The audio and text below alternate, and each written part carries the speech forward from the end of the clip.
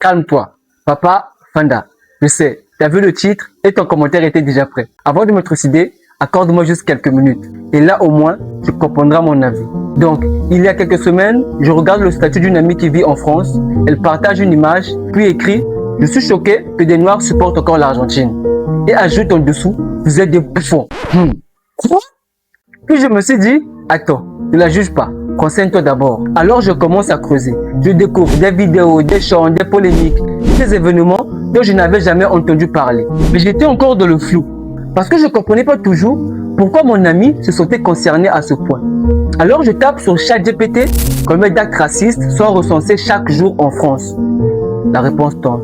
Environ 44 faits recensés par jour, soit plus de 10 000 par an. Et ce n'est qu'une partie de la réalité. Parce que beaucoup de victimes ne portent pas plainte. Je repose mon téléphone et je me dis, ma belle fort, hein. Là, je me suis demandé, quand on vit ce genre de choses, quelles sont les options qu'on a? Et c'est cette question qui a complètement changé ma façon de voir cette histoire. Alors, laisse-moi te partager les 3 réflexions qui me sont venues. Sans plus tarder, allons-y. La première réflexion que je me suis faite est peut-être la plus dérangeante. Et vraiment, je me suis demandé si j'étais pas en train de raconter de la merde. Mais je vais quand même te la partager. Quand j'ai découvert que des dizaines d'actes racistes étaient recensés chaque jour, une question m'est venue. Si là où je vivais, je ne me sentais jamais respecté, est-ce que je continuerai à me battre pour être accepté ou est-ce que je partirai construire quelque chose ailleurs? Et comme je suis africain, je me suis posé une autre question. Pourquoi nos frères et sœurs ne reviennent-ils pas créer une partie de ce que nous admirons tous ailleurs, ici en Afrique? Attends, je ne suis pas en train de dire que tout le monde doit rentrer. Je ne suis pas en train de dire que ceux qui restent ont tort. Je suis simplement en train de te partager ma première réflexion. Alors laisse-moi développer. Imagine un enfant adopté. Ses parents sont toujours en vie. Il grandit dans une famille qui lui offre beaucoup. Mais certains enfants de cette famille lui rappellent chaque jour qu'il n'est pas de leur. Les parents, eux, essaient de maintenir la paix.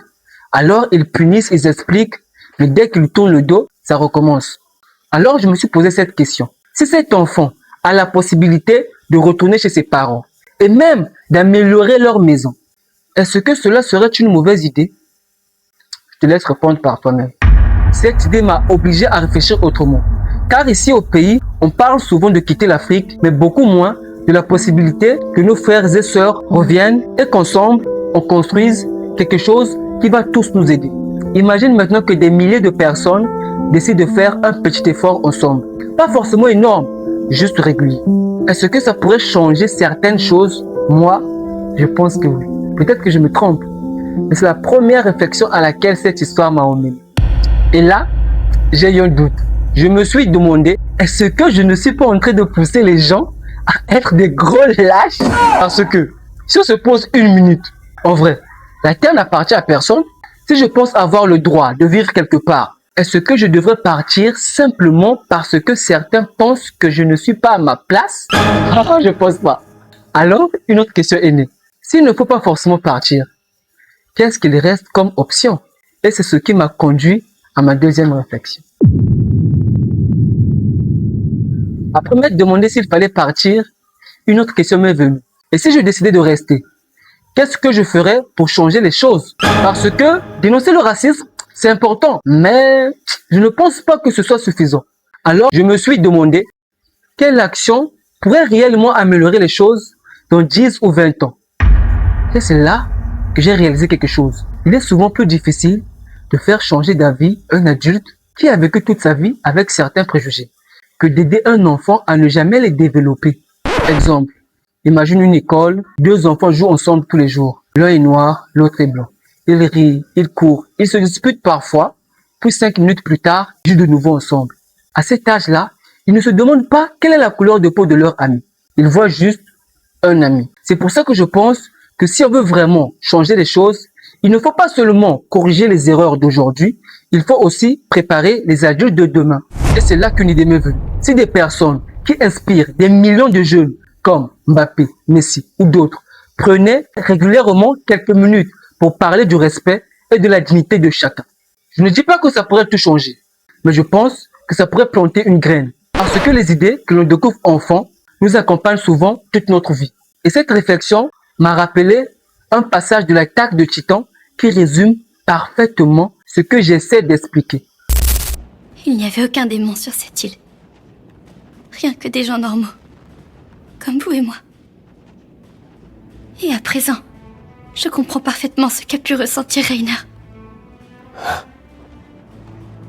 Sans jamais les avoir vus, on a décrété que ces gens étaient des démons et qu'on devait les exterminer jusqu'au dernier. J'ai perpétué le cercle. Je l'ai répété encore et encore sans réfléchir. En regardant cette scène, j'ai compris quelque chose. Gabi ne découvre pas seulement qu'il n'y avait pas de démons sur cette île. Elle découvre aussi qu'elle avait appris à détester des gens qu'elle ne connaissait même pas. Et je me suis demandé combien de fois faisons-nous la même chose dans la vraie vie.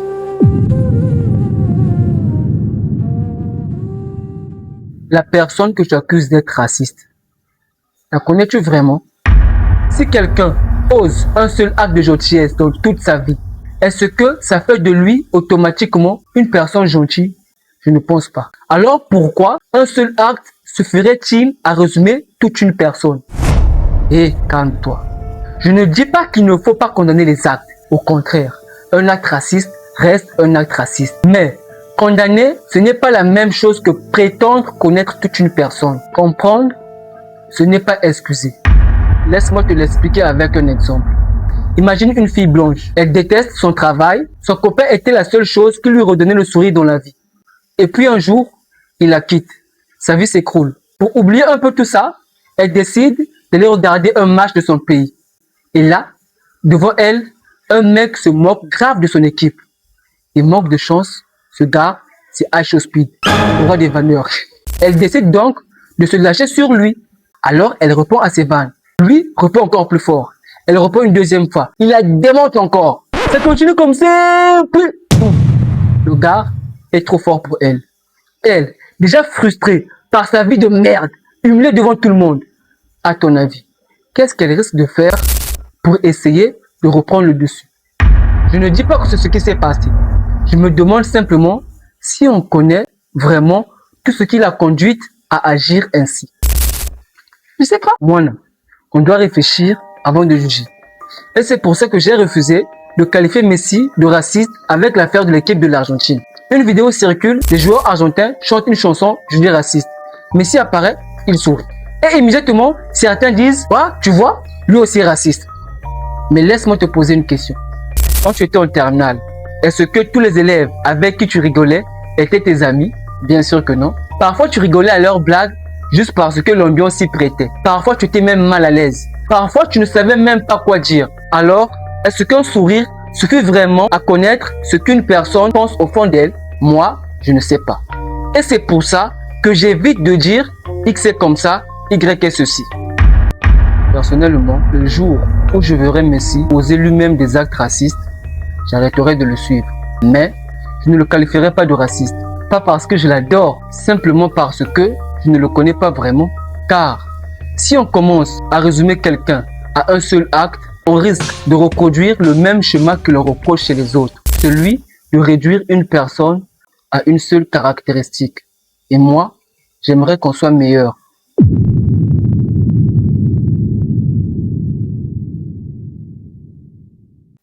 Si je t'ai bien embrouillé, tu as sûrement oublié le titre. Alors laisse-moi en fait répondre à la fameuse question.